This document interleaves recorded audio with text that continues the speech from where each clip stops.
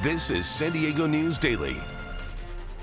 I'm Monica Dean. Let's get right into your top local stories. Sheriff's deputies are still looking for 3 men seen running away from a shooting near a Lakeside apartment complex. This all started yesterday afternoon at the Maplewood Apartments on Mapleview and Ashwood Streets, just blocks away from El Capitan High School. The shooting happened briefly, prompted a lockdown of that school. Witnesses say they heard arguing near the apartment's pool before hearing at least one gunshot. Another witness was parked across the street when this happened. His dash cam video captured the students running to their parents' car.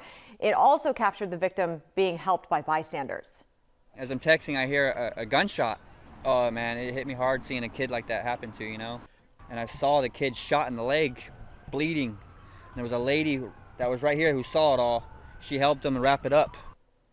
So the 22-year-old man who was shot in the leg was taken to the hospital and has since been released. Sheriff's deputies have only a vague description of the suspects in this case, but anyone who has any information should call Crime Stoppers.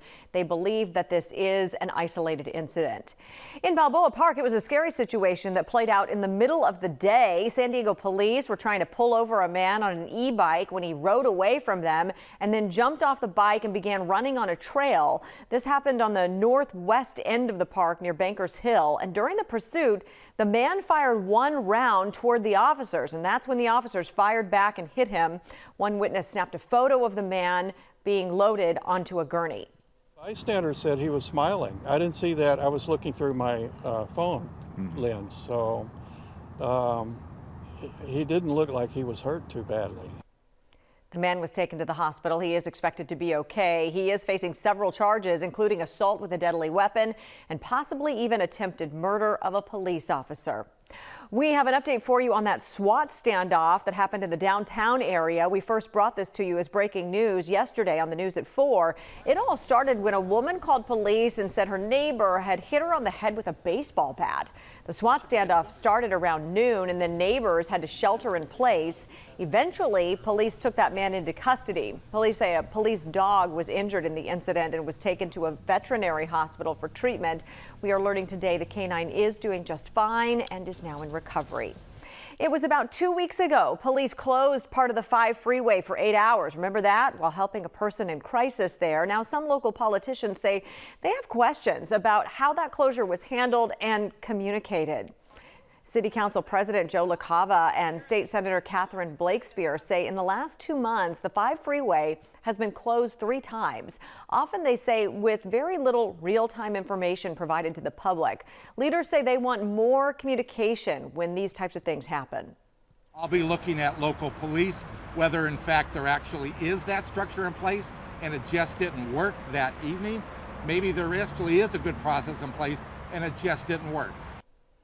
In part of a statement to NBC7, a spokesperson for Caltrans says they look forward to continuing their conversations with the senator, and the safety of the traveling public is their top priority.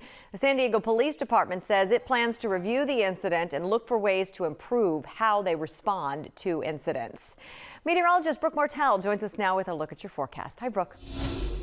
Hey there and happy Wednesday. Taking a look at what you can expect this afternoon. Mostly sunny skies. We're still trending warmer, so those daytime highs are above their seasonal average, especially over some of our valleys, even the mountain communities. By tomorrow, though, offshore flow will return, and this will actually warm us up even a little bit more. So when we have those easterly winds bringing in some of that warm compressed air into our valleys, by the weekend, though, flip-flop a little bit. We start to trend cooler, but we stay dry. Here's a look at the daytime highs for your Wednesday. We're right around those low to mid 60s at the immediate coastline. If you're closer to San Diego International downtown, you'll be right around upper 60s to about the low 70s. And then over the inland valley communities, those temperatures from the low to upper 70s. Again, trending above the seasonal average. For your mountain communities, those temperatures are going to be right around those low 70s. A little breezy at times. We're talking some westerly winds.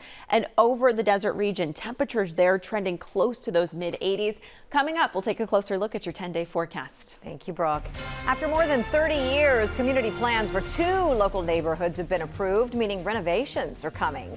Where we can expect to see these future upgrades, that's coming up next. Stay with us. You count on breaking news. We continue to monitor several new developments. and help preparing for the unexpected. A red flag warning will start tomorrow. You count on stories from your community. You count on getting different points of view. We're still human. And your voice being heard. The air is not safe. You count on in-depth reporting. They were saying, finally, we feel that we're being taken seriously. Because you know the whole story is more than just the headline. This is coverage you count on, only on NBC 7 and Telemundo 20. This is San Diego News Daily.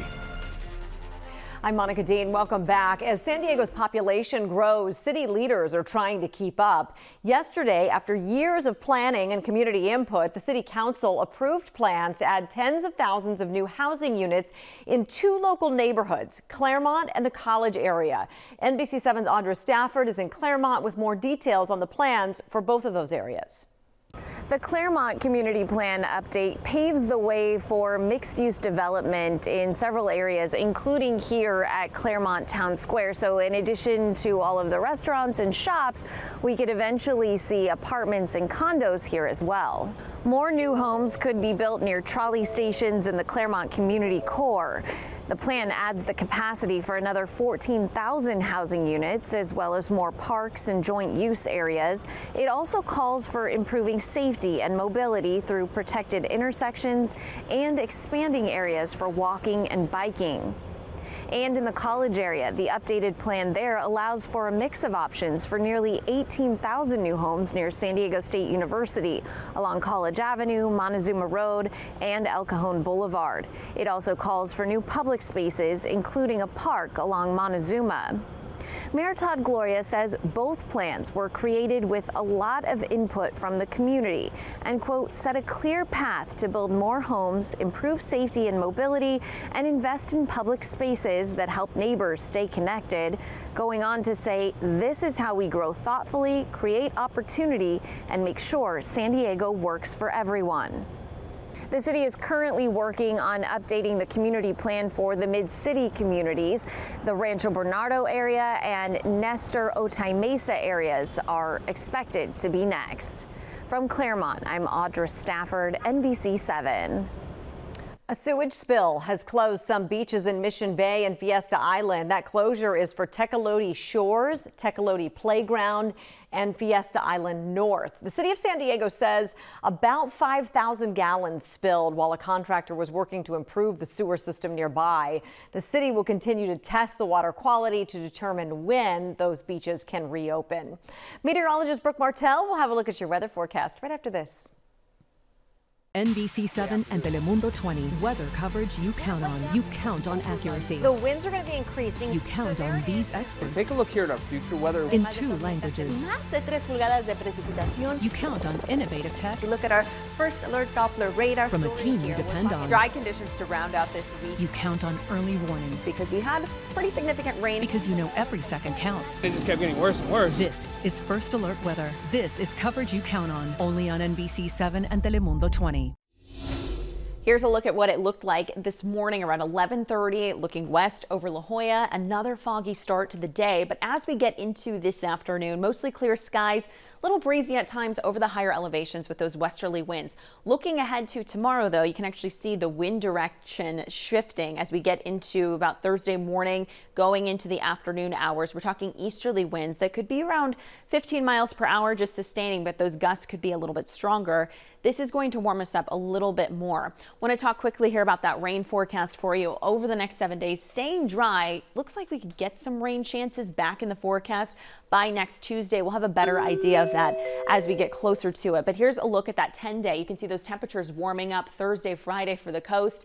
Same thing for the valleys, back to the 80s. We cool down this upcoming weekend. And right now it looks like we actually do have that chance for rain Christmas Eve as well as Christmas Day. Same trend in the forecast for the mountains, even for your desert region. Look at that, Christmas on the board. Okay, the president is expected to make a primetime address tonight. He is expected to focus on his biggest accomplishments of the year and preview what is to come next year. That address will air right here on NBC 7 at 6 o'clock our time. More coverage you count on at NBC7.com. Thanks for watching. Have a great day.